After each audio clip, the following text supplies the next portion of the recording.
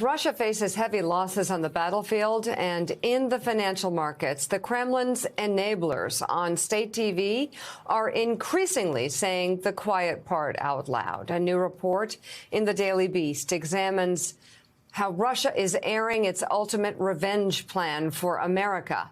Battered and infuriated by sanctions over the war in Ukraine, Putin's henchmen are plotting payback. The author of that piece, columnist at the Daily Beast, Julia Davis, joins us now. She monitors and analyzes Russian state TV. And Julia, what's the focus of this new propaganda?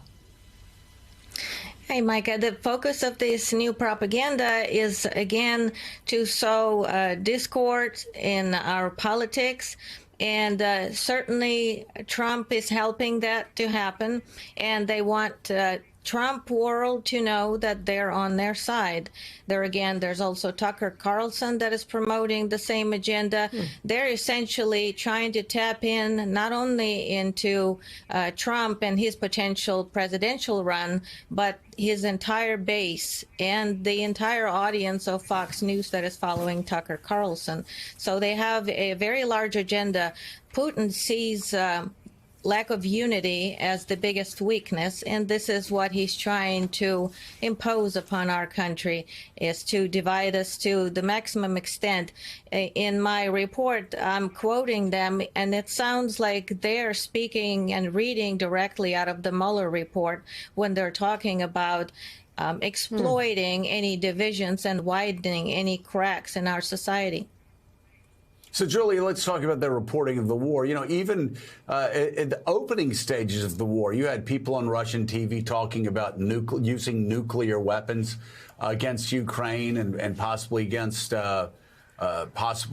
NATO countries. And it seems every night the language becomes more hyperbolic. Where do they get their marching orders from to be basically not just threatening World War III, but at times seemingly cheering it on?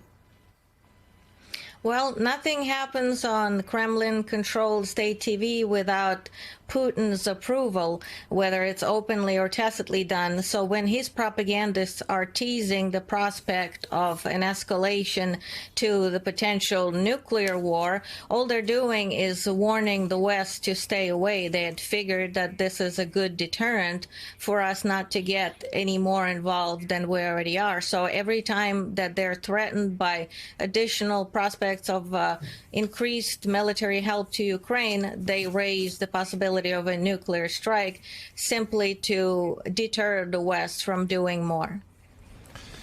So, Julia, good morning. It's Jonathan Lemire. We heard from Vladimir Putin today. He made an appearance and talked about the necessity of this war, saying that Russia didn't have a choice, that it was forced to go into Ukraine. And that's, of course, similar to the lines you're hearing from Russian state media. And we have seen a real sharp uptick in his approval rating, somewhat legitimate polls, at least, that have him north of 70, 80% or so.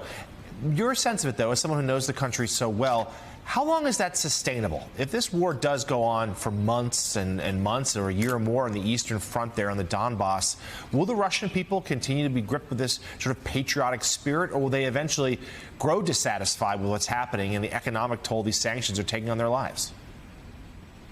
Well, Jonathan, initially they had portrayed this conquest of Ukraine as something that could be very easily accomplished. In fact, they have described it as potentially taking no more than 11 minutes, jokingly, but they expected it to take maybe 5 days at most. Now they're assuming a completely different posture, and they're actually predicting that it might take as much as 30, 40 years to fully subdue Ukraine because of the sentiments that are clearly not welcoming Putin, as he had predicted that it would happen. So the state media is trying to consolidate the population and support this war. They're actually dragging out some writings of writers from the beginning of the centuries and claiming that Ukraine has to be part of Russia, whether it wants to or not, that this is simply a reality that everyone needs to accept. And Russians, if they're patriots, will accept it and go along with it for as long as it takes and whatever it takes. At the same time, they're already starting to raise the point that the main objective was the so-called liberation of Donbass, which of course will eventually end in the annexation of eastern Ukraine if they were successful.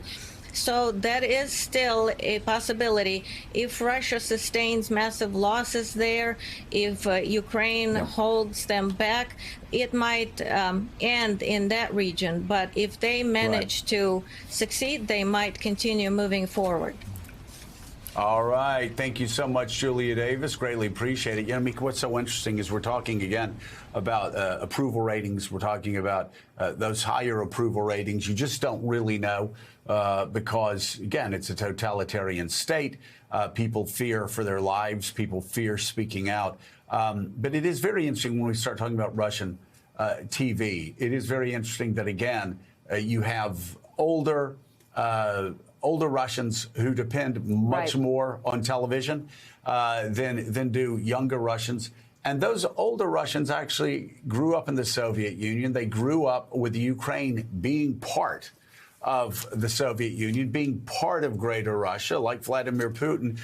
Some of these older Russians, of course, grew up with a history, understanding the history of Kyiv and Odessa being capitals of Tsarist Russia as well. So we look at this, and if we're trying to understand what's going on Russian television, trying to understand why some of the older Russians may actually be supportive of Vladimir Putin, obviously so much of it has to do with their own life experiences. That's right. And of course, the world they knew and that they were indoctrinated into being shattered from 1989 to 1991. There's also thousands of Russians who are leaving, and who are leaving for a reason. Right. And those are people with access to information that comes from outside Russia and access to a reality that they can embrace, unlike those who have been in Russia for much longer and perhaps don't have the ability to see things beyond the borders.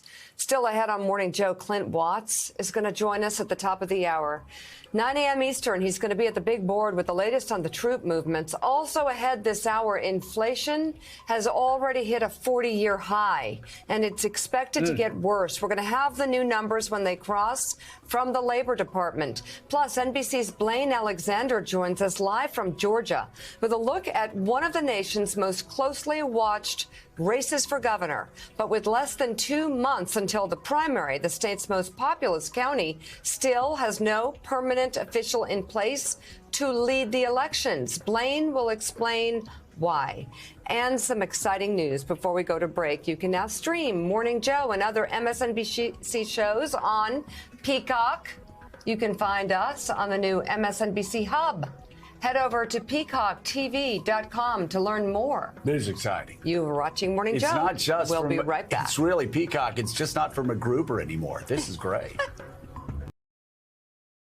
Hey, thanks so much for watching our YouTube channel. You can follow up on today's top stories and breaking news, or catch up on your favorite MSNBC shows all in one place. Download the NBC News app today.